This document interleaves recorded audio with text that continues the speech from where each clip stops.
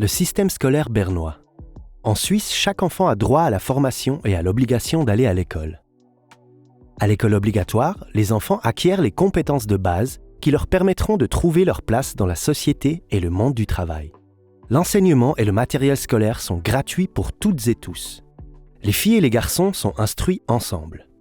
L'école obligatoire respecte la neutralité confessionnelle. Les enfants fréquentent l'école de leur commune de domicile. Si celle-ci dispose de plusieurs classes ou établissements scolaires, les enfants sont répartis par l'autorité scolaire ou par la direction d'école. Canton et communes. Le canton de Berne et les communes sont responsables conjointement de l'école obligatoire.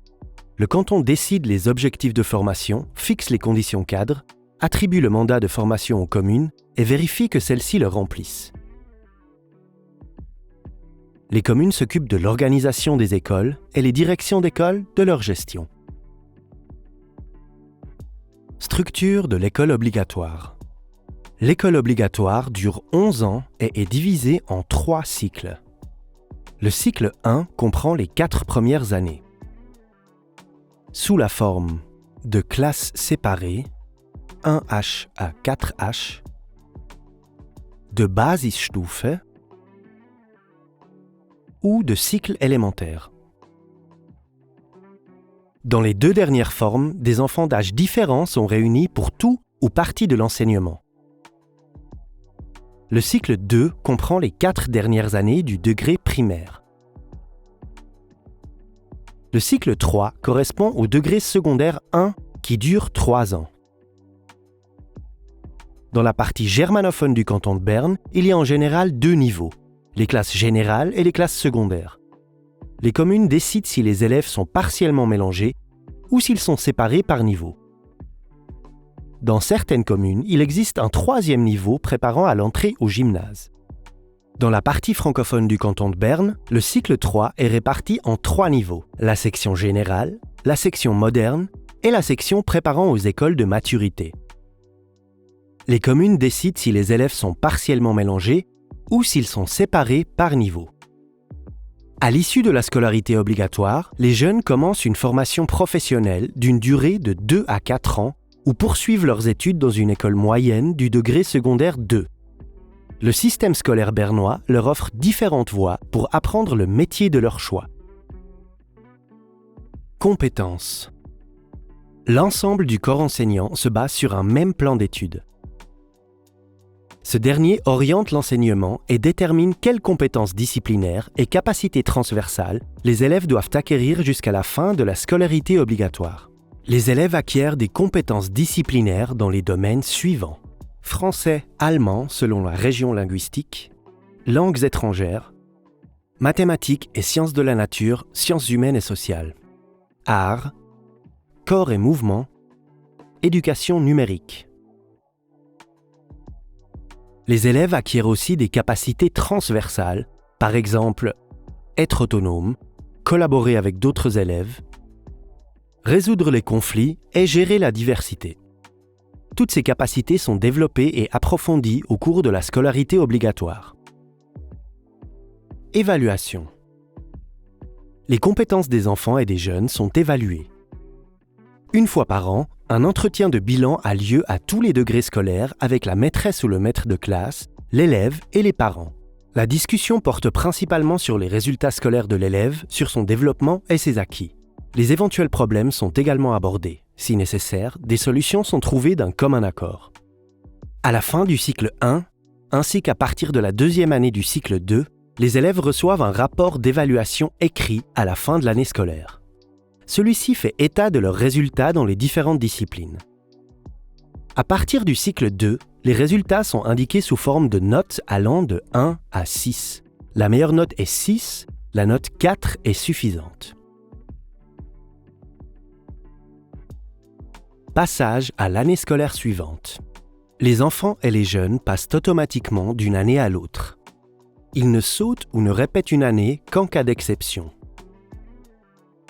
La transition du cycle 2 au cycle 3 est marquée par une procédure de passage. L'objectif de la procédure de passage est d'orienter chaque enfant vers le niveau scolaire qui correspond le mieux à son développement présumé. L'école informe en détail les parents et les enfants sur la procédure de passage. Dans la partie germanophone du canton de Berne, les exigences dans les classes secondaires et dans les classes préparant à l'entrée au gymnase sont plus élevées que dans les classes générales. Les disciplines déterminantes pour la répartition entre les différents niveaux sont l'allemand, les mathématiques et le français. Le principe est le même dans la partie francophone du canton de Berne. Les exigences du cycle 3 en section P sont plus élevées que celles en section M, qui sont plus élevées que celles en section G. Les disciplines déterminantes pour la répartition entre les différents niveaux sont le français, les mathématiques et l'allemand. Le choix d'un métier et d'une formation est un sujet très important abordé en classe dans le cycle 3. Parents et corps enseignant. Les parents et l'école sont tenus de collaborer. Il est important pour cela qu'un échange d'informations ait lieu régulièrement et que les deux parties fassent preuve de compréhension, de confiance et de respect l'une envers l'autre.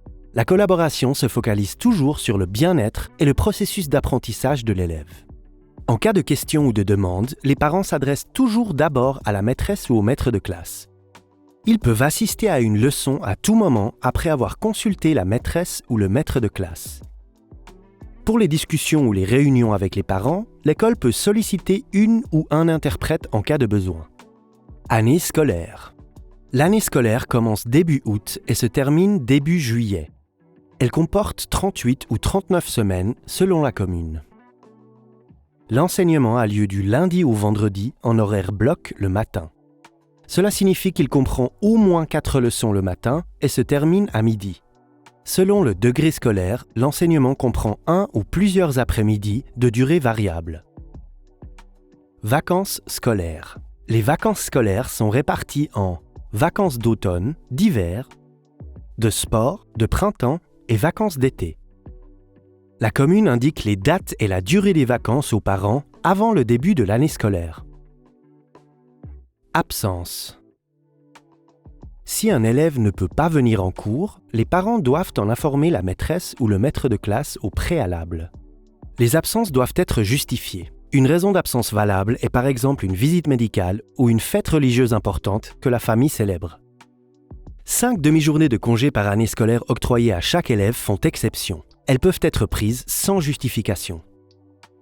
Pour des absences prolongées, afin d'effectuer un stage ou de participer à un événement familial important, une dispense doit être demandée suffisamment tôt à la direction d'école.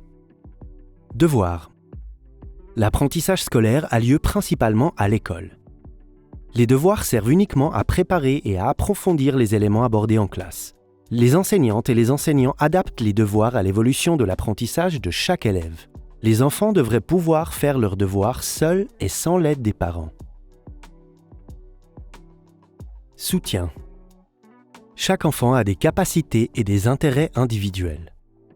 Un soutien ciblé est possible dans les domaines suivants. Allemand ou français pour les enfants ayant une autre langue maternelle. Logopédie, psychomotricité et pédagogie spécialisée. Si un enfant rencontre des difficultés d'apprentissage, l'enseignante ou l'enseignant trouve une solution appropriée après consultation des parents et avec l'aide de spécialistes. Les mesures renforcées s'adressent aux enfants pour lesquels ces mesures de soutien ne suffisent pas. Elles peuvent être mises en œuvre à l'école ordinaire ou dans des établissements particuliers. École à journée continue. La plupart des communes proposent des modules d'école à journée continue pour les élèves qui ont besoin d'une prise en charge et d'un soutien en dehors des heures d'enseignement. Les modules d'école à journée continue sont payants. Les émoluments sont fixés selon les moyens financiers et la taille de la famille. Les communes donnent des informations plus détaillées sur leur offre d'école à journée continue. Les enfants et les jeunes apprennent pour toute leur vie, afin qu'ils puissent atteindre leurs objectifs professionnels et réaliser leurs rêves. Nous adressons nos meilleurs vœux aux élèves et leur souhaitons beaucoup de plaisir à l'école.